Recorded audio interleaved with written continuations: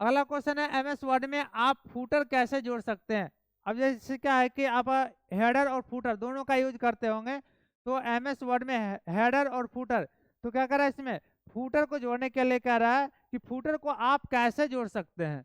जैसे क्या इसमें ऑप्शन दिया गया, होम टैब पर क्लिक करें, इंसर्ट टैब पर क्लिक करके, और मेलिंग्स पे क्लिक करके, और चौथा ऑप्शन है व्यू टैब पर क्लिक करके। तो इसका सही आंसर जो है, इसका सही आंसर आ जाएगा इंसर्ट टैब पर क्लिक करके। क्या करते हैं, इंसर्ट मेनू को हम क्या करते हैं, ओपन करते हैं, और फिर फूटर ऑप्शन को हम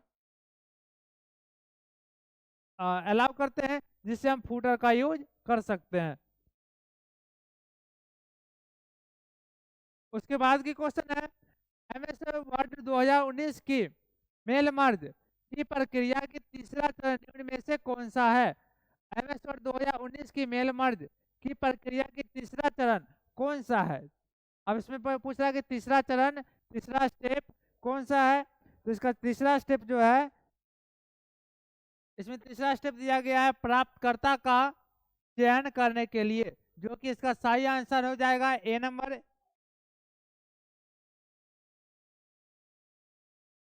इसमें है एमएस वर्ड 2019 फाइल को अन्य नाम से सेव करने के लिए आप कौन से विकल्प चुनेंगे। अब क्या है कि जैसे आप लोग फाइल को सेव करते हैं, तो पहली बार जब फाइल को बनाते हैं तो उसमें क्या करते हैं, पहली बार जब फाइल को जो बनाते हैं तो उसमें सेव का यूज करते हैं। अगर उसी में दूसरी बार फाइल को सेव करते हैं तो सेव एज का यूज करते हैं, जो कि इसका शॉर्ट की हो जाता है F12 होता है, जिससे हम फाइल को सेव एज कर सकते हैं। मतलब क्या, एक बार जो फाइल आपका सेव है उस फाइल को पुनः सेव करना अगर चाहते हैं तो उसे हम सेव एज के रूप देंगे, और सेव एज का हम काम करेंगे। तो उसमें ऑप्शन देखना है, क्या ऑप्शन दिया गया, टूल्स ऑप्शन सेव पर क्लिक करेंगे, ये गलत हो जाएगा। दूसरा ऑप्शन है फाइल सेव पर क्लिक करेंगे, ये भी गलत होगा। कंट्रोल प्लस एस पे क्लिक करेंगे, ये भी गलत हो जाएगा। तो चौथा नंबर आपका ऑप्शन जो है ये सही होगा, फाइल पे क्लिक करेंगे और सेव एज पे क्लिक करेंगे, जिससे मेरा फाइल क्या होगा, ये मेरा फाइल सेव एज होगा, जो कि फाइल को दोबारा हम सेव कर सकते हैं। ठीक है दोस्तों। अगला क्वेश्चन है एमएस वर्ड 2016 का default page orientation. MS word 2016 का डिफॉल्ट पेज ओरिएंटेशन कैसा होता है। जैसे हम लोग 2007 का यूज करते हैं, तो 2007 में यूज करते हैं तो उसमें क्या होता है, पोर्ट्रेट होता है। ठीक है, पोर्ट्रेट होता है। तो उसी तरह से ये भी क्या है, इसका भी 2016 का या फिर 2013 का या 2010 का कोई भी हम वर्जन का कोई भी एप्लीकेशन यूज करते हैं, उसमें हमें पोर्ट्रेट ही देखने के लिए मिलता है। अगर आपको लैंडस्केप करने की जरूरत है तो आप लैंडस्केप कर सकते हैं। पोर्ट्रेट मेरा क्या होता है, खरा पेज होता है, और लैंडस्केप मेरा इस आकार का होता है। ठीक है। अगला क्वेश्चन है एमएस वर्ड के डिफॉल्ट पेज ओरिएंटेशन में पेज की चौड़ाई उसकी ऊंचाई से के होती है। अब क्या पूछ रहा है कि एमएस वर्ड के डिफॉल्ट पेज ओरिएंटेशन में पेज की चौड़ाई उसकी ऊंचाई से क्या होती है, अधिक होती है या कम होती है, या बराबर या कम या बराबर। इसमें हमें ऑप्शन देखना है, क्या कह रहा है, इसका कम होता है। इसका जो है सही आंसर हो जाएगा, इसका सही आंसर हो जाएगा कि कम होता है, क्योंकि ये क्या कर रहा है, डिफॉल्ट पेज ओरिएंटेशन में पेज की चौड़ाई उसकी ऊंचाई से, चौड़ाई क्या होता है, ये क्या हो गया, ये मेरा हो गया लंबाई। ठीक है, और ये मेरा हो जाता है चौड़ाई। तो यहाँ क्या कर रहा है, ऊंचाई से क्या होती है, ऊंचाई से लंबाई से क्या होगा, ये चौड़ाई, लंबाई से चौड़ाई कम होगा। तो इसका सही आंसर एक नंबर है। उसके बाद है एमएस वर्ड में किसी डॉक्यूमेंट को सेव करने के बाद डॉक्यूमेंट का नाम कहाँ पर प्रदर्शित होता है। अब क्या है कि जब आप लोग फाइल को सेव करते होंगे, जब फाइल को आप लोग सेव करते होंगे तो उसमें आपका सेव होने के बाद जिस नाम से आप फाइल को सेव करते हैं, एबीसीडी या कुछ भी नाम सेव करते हैं, तो वो फाइल का नाम आपका कहाँ पे शो करता है, लेफ्ट में, राइट में, अप डाउन, कहाँ पे सेव करता है। तो वही आपसे ये पूछ रहा है, इसमें क्या पूछ रहा है। तो हम इसमें नीचे से शुरू करते हैं, रिबन नहीं होगा, टाइटल वार, सॉरी इसमें इसका जो है सही आंसर होगा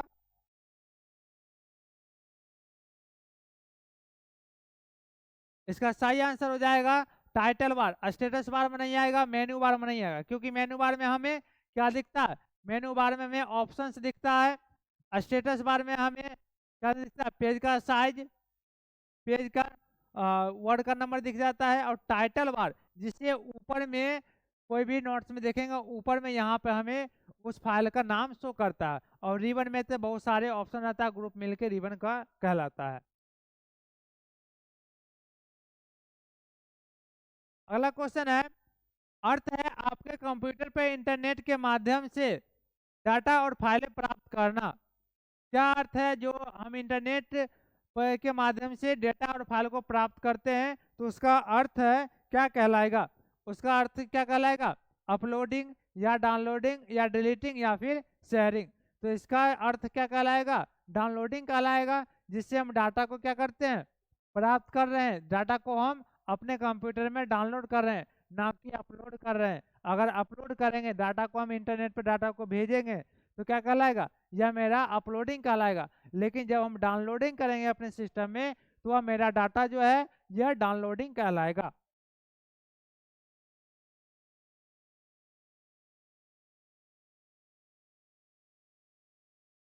अब क्या है, निम्नलिखित में से कौन सा एक ईमेल एड्रेस में वैध डोमेन नाम है? इसमें निम्नलिखित में से वैध डोमेन नाम है, तो इसमें हमें देखना है gmail.com है, outlook.com है, yahoo.com है। तो अब इसका सही आंसर क्या होगा दोस्तों, देखना है। इसका सही आंसर जो है yahoo.com जो है, ये 4 नंबर इसका सही जो है 1, 2 और 3, ये तीनों जो है यह मेरा वैध डोमेन नाम है। तीनों में से ये कुछ भी डाल सकते हैं, जीमेल डाल सकते हैं, आउटलुक डाल सकते हैं, या फिर yahoo.com डाल सकते हैं। अगला क्वेश्चन है, किसी पेज को सर्वर पर कॉपी करना डैश कहलाता है। सर्वर पर कॉपी करना डैश कहलाता है। अब जैसे कोई भी पेज है, उसे हम क्या करते हैं, सर्वर पे कॉपी पेस्ट कर रहे हैं, तो उस समय क्या कहलाएगा? वह अपलोडिंग कहलाएगा, क्योंकि क्या करते हैं, सर्वर पर डाटा को हम क्या करते हैं, भेज रहे हैं। अगर हम इसको डाउनलोड करेंगे, तो यह मेरा क्या भी तुरंत बताया है दोस्तों, डाउनलोडिंग कहलाएगा। लेकिन अगर हम पेज पे डाटा को भेज रहे हैं, उस समय मेरा डाटा जो है यह अपलोडिंग कहलाएगा, जिससे हम डाटा को अपने सर्वर पे अपलोड कर रहे हैं, एक अपने सिस्टम से दूसरे सर्वर पे डाउनलोड अपलोड कर रहे हैं, ताकि हम उसमें अपलोड कर रहे हैं, कभी भी हम अपलोडिंग डाटा को देख सकते हैं। अगला क्वेश्चन है, ऐसी वेबसाइट जिसमें लेखक या लेखकों के अपने अनुभव, अवलोकन, विचार आदि होते हैं, दाते के रूप में। इसमें क्या कर रहा है, ऐसी वेबसाइट जिसमें लेखक या लेखकों के अपने अनुभव, लेखकों, विचार आदि होते हैं, डैश के रूप में जाने जाते हैं। तो इसमें लेखक या लेखकों के अपने अनुभव या अवलोकन या विचार आदि होते, मतलब बहुत सारे उसमें कोई भी दिया गया है, उनका व्याख्या दिया गया है, तो उसमें क्या होता है? तो इसका सही आंसर जो है, इसका सही आंसर ब्लॉग है, जिससे अनुभव या अवलोकन या विचार आदि उसमें दिए जाते हैं, उसमें संग्रहित रहते हैं। अगला क्वेश्चन है, एम एस एक्सेल, ठीक है, M S M S Microsoft Excel, ठीक है, एक्सेल 2000 2010 में फार्मूला विशिष्ट सेल में संख्याओं के योग का प्राथमिक कार्य है। फार्मूला विशिष्ट सेल में संख्याओं के योग का प्राथमिक कार्य है। इसका प्राथमिक कार्य क्या हो जाएगा? इसका प्राथमिक कार्य हो जाएगा सम, जिससे हम डाटा को जोड़ने का, योग जोड़ने का काम करते हैं। अगला क्वेश्चन है, एम एस एक्सेल 2010 में हम स्क्रीन पर अतिरिक्त स्थान प्राप्त करने के लिए रिबन को कोलैप्स कोलैप्स कर सकते हैं। रिबन पर कहीं भी राइट क्लिक कीजिए और फिर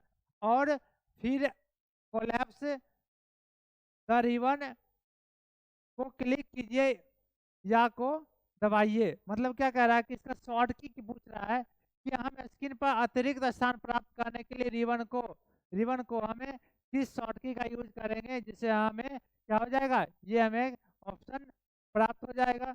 इसका सही आंसर जो दिया गया है, इसका सही आंसर दिया गया कंट्रोल प्लस F1 प्रेस करना पड़ेगा। इसका सही आंसर हो जाएगा 3 नंबर। अगला क्वेश्चन है MS एक्सेल 2010 में फंक्शन सिस्टम की वर्तमान वर्तमान तिथि एवं समय, current system date and time प्रदान करता है। MS एक्सेल 2010 में फंक्शन सिस्टम की वर्तमान तिथि एवं समय, ठीक है, वर्तमान तिथि एवं समय, current system date and time प्रदान करता है। जिससे हम लोग यूज करते हैं एक्सेल को, तो उसमें डेट टाइम, ठीक है, तो सारे हम देख सकते हैं, दिन भी देख सकते हैं, किसी के डेट ऑफ बर्थ का हमें दिन निकालना है तो वो भी देख सकते हैं, अगर फॉर्मूला हम जान रहे हैं, फॉर्मूला याद है तो उसी के अनुसार हमें क्या दिया गया है, इसमें पूछ रहा है डेट एंड टाइम पूछ रहा है। तो डेट एंड टाइम के लिए हमें इसका बड़ा ये नाव फॉर्मूला का यूज करके हम डेट और टाइम, करेंट डेट और टाइम को हम यूज कर सकते हैं, देख सकते हैं।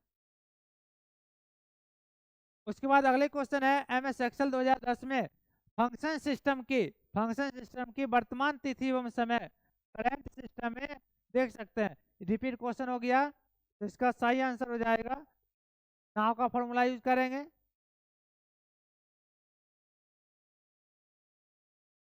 उसके बाद दिया गया MS एक्सेल 2010 के संबंध में गलत विकल्प का चयन कीजिए। अब क्या करा कि जो आपका MS एक्सेल 2010 के संबंध में पूछ रहा है कि गलत संबंध का चयन करने के लिए, तो इसमें थोड़ा पढ़ना पड़ेगा और इसमें हमें देखना है कि इसमें सभी ऑप्शन को देखने के बाद आपका 4 नंबर ऑप्शन जो है यह गलत साबित हो जाएगा। इसमें क्या करें, MS एक्सेल 2010 में हम F3 का उपयोग करके फाइल को सेव कर सकते हैं, लेकिन जो ऑप्शन हम लोग क्या सीखे, फाइल को सेव करने के लिए, सेव एज करने के लिए F12 और फाइल को सेव करने के लिए कंट्रोल प्लस S का यूज सीखे, जो कि F3 कोई बटन इसमें F3 का काम सेव करने के लिए नहीं होगा।